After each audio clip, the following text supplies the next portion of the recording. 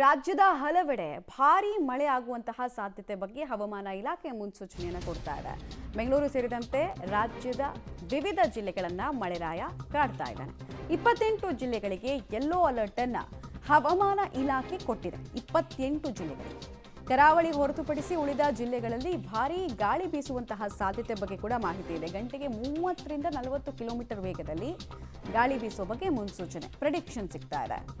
ಹೀಗಾಗಿ ಹೈ ಅಲರ್ಟ್ನಲ್ಲಿರುವಂತೆ ರಾಜ್ಯದ ವಿವಿಧ ಜಿಲ್ಲೆಗಳಿಗೆ ಹವಾಮಾನ ಇಲಾಖೆ ಹೇಳ್ತಾ ಇದೆ. ಈ ಪ್ರೆಡಿಕ್ಷನ್ ಪ್ರಕಾರನೇ ಆಗೋದಾದರೆ ಇನ್ನೊಂದು 3-4 ದಿನಗಳ ಕಾಲ ಮಳೆಯ ವಾತಾವರಣದಲ್ಲಿ ಇಡೀ ರಾಜ್ಯ ಮುಳುಗಬೇಕಾಗತ್ತೆ. ಈಗಾಗಲೇ ಉತ್ತರ ಕರ್ನಾಟಕದ ಹಲವು ಜಿಲ್ಲೆಗಳಲ್ಲಿ ಕನೆಕ್ಟಿವಿಟಿನೇ ಕಟ್ಟಾಗಿದೆ. ಹಲವು ರಸ್ತೆಗಳು, ಬ್ರಿಡ್ಜ್ ಕಮ್ ಬ್ಯಾರೇಜು ಇಲ್ಲೆಲ್ಲ ಕೂಡ ನೀರಿನಿಂದ ಆವೃತವಾಗಿರೋ ಕಾರಣಕ್ಕೆ ಹಲವು ರಸ್ತೆಗಳು ಸಂಚಾರಕ್ಕೆ ಯೋಗ್ಯವಾಗಿ ಉಳಿದಿಲ್ಲ. ಕೆಲ ಕಡೆಗಳಲ್ಲಿ ಕೃತಕ ನೆರೆಯ ಪರಿಣಾಮ ಕೂಡ ಸೃಷ್ಟಿಯಾಗಿದೆ.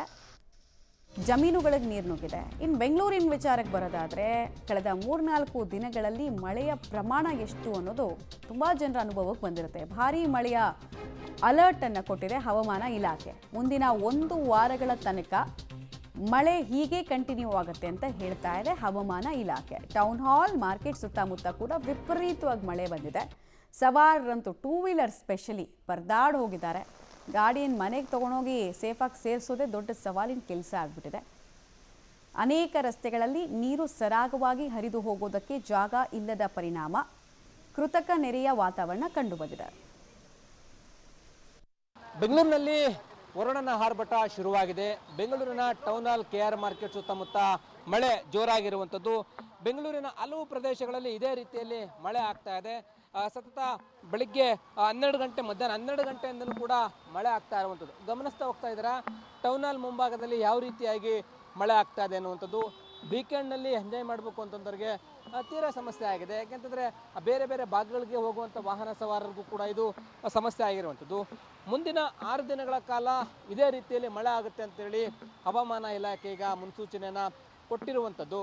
ಕಾರಣ ಕರ್ನಾಟಕದ ಒಳನಾಡಿನಲ್ಲಿ ಮೇಲ್ಮೈ ಸುಳಿಗಾಳಿ ಕಾಣಿಸ್ಕೊಂಡಿರುವ ಹಿನ್ನೆಲೆಯಲ್ಲಿ ಇನ್ನೂ 6 ದಿನಗಳ ಕಾಲ ಬೆಂಗಳೂರು ಸೇರಿದಂತೆ ರಾಜ್ಯಾದ್ಯಂತ ವರುಣನ ಆರ್ಭಟ ಇರುತ್ತೆ ಅನ್ನುವಂಥದ್ದು ಈಗ ಕೊಟ್ಟಿದ್ದಾರೆ. ಈಗಾಗಲೇ ಬೆಂಗಳೂರಿನ ಎಲ್ಲ ವಲಯಗಳಲ್ಲೂ BBMPಯ 8 ವಲಯಗಳಲ್ಲೂ ಕೂಡ ಮಳೆ ಆಗ್ತಾ ಇದೆ. ಅದರಲ್ಲೂ ಎಲೆಕ್ಟ್ರಾನಿಕ್ ಸಿಟಿ, ಸಿಲ್ಕ್ ಬೋರ್ಡು ಮತ್ತು ಬೊಮ್ಮನಹಳ್ಳಿ, ಬೊಮ್ಮಸಂದ್ರ ಈ ಭಾಗಗಳಲ್ಲಂತೂ ಮಳೆ ಆಗ್ತಾನೇ ಇದೆ. ಈಗ ಮತ್ತೆ ಈ ಭಾಗದಲ್ಲಿ KR ಮಾರ್ಕೆಟು, ಟೌನ್ ಹಾಲು, ಮೈಸೂರು ರಸ್ತೆ, ಮೆಜೆಸ್ಟಿಕ್ಕು ಮತ್ತು ವಿಧಾನಸೌಧ ಸುತ್ತಮುತ್ತ, KR ಸರ್ಕಲ್ ಸುತ್ತಮುತ್ತ ಮಳೆ ಶುರುವಾಗಿರುವಂಥದ್ದು. ಈ ಮಳೆಯಿಂದಾಗಿ ವಾಹನ ಸವಾರರಿಗೆ ಸಂಕಷ್ಟ ಎದುರಾಗಿದೆ.